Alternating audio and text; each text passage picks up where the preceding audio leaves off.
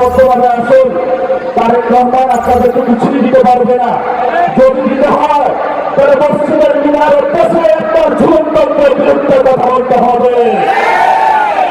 এই বাইতুল মোকাররমের চত্বরে যেখানে অনেক ইতিহাসের সাক্ষী, তারেক রহমান ক্ষমতায় থাকবে না, তারেক রহমান ক্ষমতায় থাকবে না।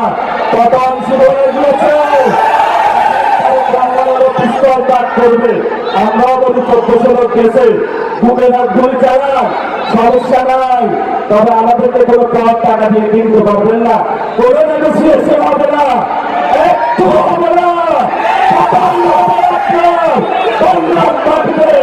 জনগণ আপনাকে পতন করে শেখ হাসিনার মতো উচিত শিক্ষা দিয়ে তবে আমরা বাংলাদেশের যে দ্বিতীয় স্বাধীনতার যুদ্ধ সেটার ভবিষ্যৎ মাত্রা এগিয়ে নিয়ে যাব। ইসলামের বাইরে একটু উদ্দেশ্য করে বলবো, লড়াইটা এখন বাংলাদেশের সংস্কারের লড়াই, লড়াইটা এখন গণভোটের রায় বাস্তবায়নের লড়াই, লড়াইটা হলো শহীদদের বিচারের লড়াই। আপনারা আসুন, এই লড়াইটা আসুন। আমরা কোনো বিভক্তি চাই না, কারণ বাংলাদেশের মানুষ এখন বলা হয়ে থাকে মেয়ারে হক।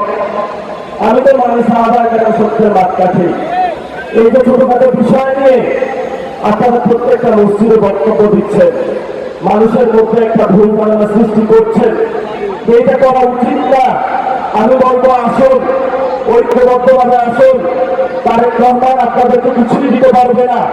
যদি দিতে হয় তাহলে মসজিদের মিনারের পাশে একটা ঝুলন্তরের বিরুদ্ধে কথা বলতে হবে। ইসলাম আমাদেরকে শিখিয়েছে বাতিলের বিরুদ্ধে কথা বলতে হবে, বাতিলের সাথে কোনো নেগোসিয়েশন করেন নয়। এই শিক্ষাটা মাদ্রাসায় আপনারা আমাকে দিয়েছে, সেই শিক্ষা আমরা আপনাদের মধ্যে দেখতে পাচ্ছি না।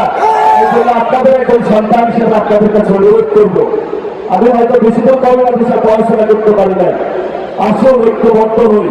5 তারিখে যেইভাবে চন্দ্রনারায়ণ হুজুর থেকে শুরু করে 34-এ হেফাজতি বাইরে থেকে শুরু করে কোনো পরিচয় ছিল না, সবাই একটা রাজপথে ঐক্যবদ্ধভাবে শহীদদের সাথে ছিলাম, আহতদের সাথে ছিলাম, বাংলাদেশের সংস্কারের জন্য ছিলাম।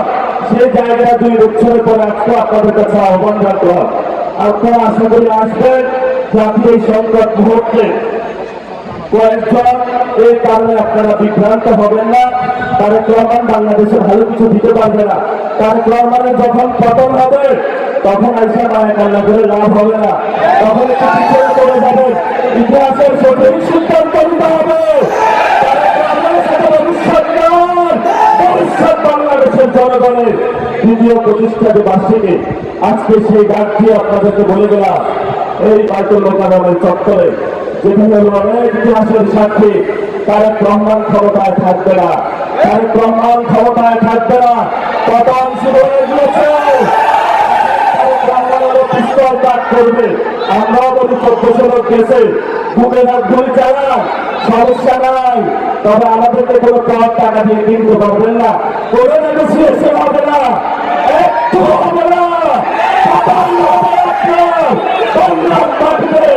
জনগণ আপনাকে পতন করে শেখ হাসিনার মতো উচিত শিক্ষা দিয়ে তবে আমরা বাংলাদেশের যে দ্বিতীয় স্বাধীনতার যুদ্ধ সেটার ভবিষ্যৎ মাত্রা এগিয়ে নিয়ে যাব। সবাই ভালো থাকবেন, নিরাপদে থাকবেন, আশেপাশে দেখে রাখবেন। যারা ছাত্রদল, যুবদল, বিএনপির সন্ত্রাসী, তারা যাতে জনগণের উপর কোনো অত্যাচার না চালাইতে পারে এবং কোথাও যদি বিদ্যুৎ, গ্যাস এগুলোর সংকটে পড়ে সবাই খেলাঘাটে বাসার কলস নিয়ে রাস্তায় নামবেন।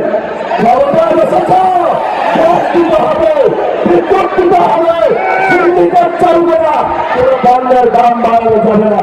যদি না দিতে পারো ক্ষমতা থেকে চলে যাবে, আমরা ক্ষমতা চালাইতে পারবো ইনশাআল্লাহ। সবাই দোয়া করবেন। আসসালামু আলাইকুম।